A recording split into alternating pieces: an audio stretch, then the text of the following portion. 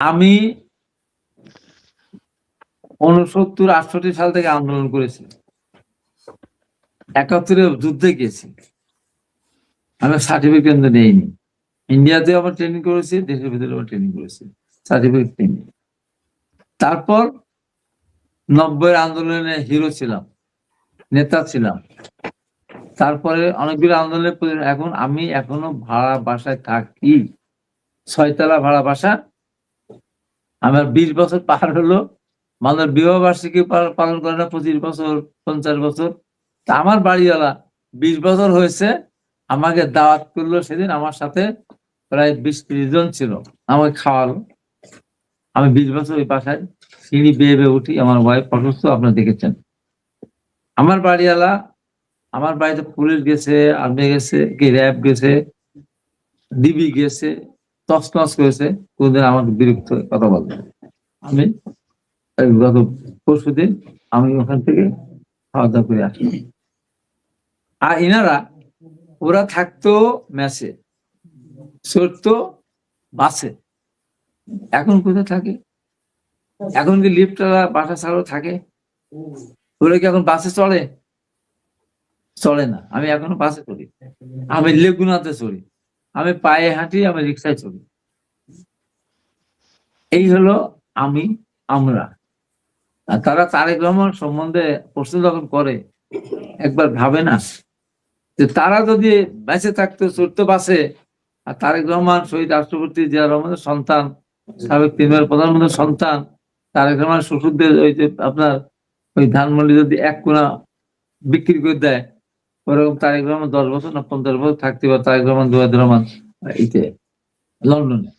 আর রাজনৈতিক দলের নেতা, স্বাভাবিকভাবেই রাজনৈতিক দলের নেতা হিসাবে শুভাকাঙ্ক্ষী, বন্ধু বান্ধব, আত্মীয় স্বজন এটা থাকবেই।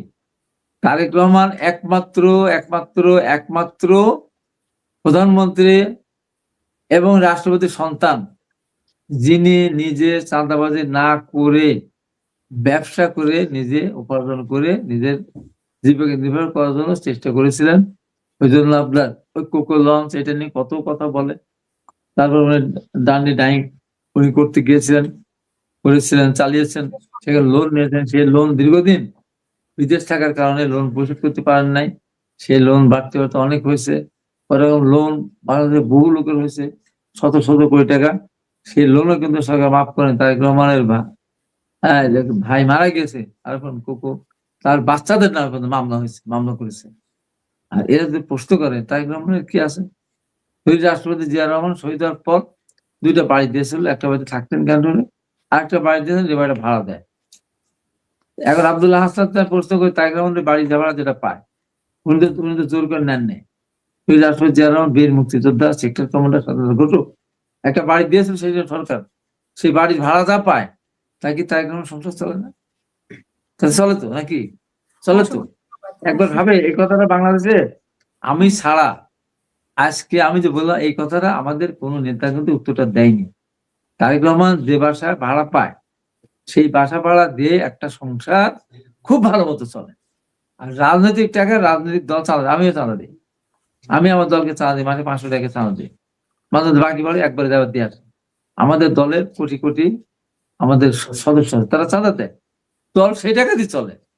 তারেক রহমানের চলার জন্য ইয়ে লাগে না, ওই ওই চাঁদা তোলা লাগে না, তারেক রহমানের খাওয়া চাঁদা তোলা লাগে না। যেহেতু ওনার বাবা যখন শহীদ হন, হত্যা করা হলো তখন তাকে, তখনকার গভর্নমেন্ট, উনি তো সরকার এসে নেন নাই। তারেক রহমান কি সরকার এসে নিয়েছেন ওই বাড়ি? আচ্ছা, একটা বাড়ি, যে বাড়ি কত বড় জিনিস একটা দেখেন, যে মইনুল যে বাসায় থাকতেন, কবর ওইটা ছিল একটা লেফটেন্যান্ট কর্নেল বাসা। তারেক রহমানের বাবা যখন লেফটেন্যান্ট কর্নেল ছিলেন ওই বাসায় থাকতেন। উনি যখন কর্নেল হয়েছেন ওই বাসায় থেকেছেন। উনি যখন ব্রিগেডিয়ার জেনারেল হয়েছেন তখন ব্রিগেডিয়ার জেনারেল ছিলেন, ব্রিগেডিয়ার ওই বাসায় ছিলেন। উনি যখন মেজর মেজর মেজর জেনারেল হয়েছেন ওই বাসায় থেকেছেন। উনি যখন লেফটেন্যান্ট জেনারেল হয়েছেন ওই বাসায় থেকেছেন। উনি যখন রাষ্ট্রপতি ছিলেন তখন ওই বাসায় ছিলেন। একটা তার দীর্ঘদিনের স্মৃতি বিজড়িত বাড়ি। সেই বাড়ি থেকে কিন্তু এক কাপড়ে ম্যাডাম খালেদাকে বের করে দেওয়া হয়েছিল। এই সমস্ত কথা একবার ভাবে না কেউ? যার সম্বন্ধে কথা বলা যায় তার সম্বন্ধে কথা বলেন, ওর মুখে এটা সাজে। শেষ এই যে করুন। আমি এদের কথা আমি ধরি না, ধরতামও না, কিন্তু সর্বশেষ যে অপশক্তির সাথে জেনে শুনে স্বাধীনতা বিরোধী একটা শক্তির সাথে জোট করে শুধুমাত্র ক্ষমতা চালাতেন, কি দরকার? ক্ষমতা যেতেই হবে, সময় নেই। তাহলে এটা কত বড় লোভ, কত বড় লোভিয়া চিন্তা করেন। এটা জীবনযাত্রা না। ওরা যে বলে ওদের রূপায়ণ টাওয়ারে ওদের অফিস ভাড়া দেয় কে? ওরা কি চাকরি করে? কে ভাড়া দেয় ওদের? ওদের দল চলে কি করে? ওরা জামাতের সাথে গিয়েছে প্রকাশ্যে ঘোষণা দিয়ে জামাত প্রতিটা আসনে 1.5 কোটি করে টাকা দিবে। এটাকে নৈতিক? খরচ তো করবো 25 লাখ, 1.5 কোটি টাকা জামাত ওপেন ঘোষণা দিয়েছে। এটাকে নৈতিকতা হলো? নৈতিকতা পড়লো? কথা বলার সময় হিসাব করে কথা বলতে, কার দিকে কথা বলতেছে, কোন দিকে কথা বলতেছে, আকারের দিকে থুততে বলছে না নিচের দিকে থুততে বলতেছে।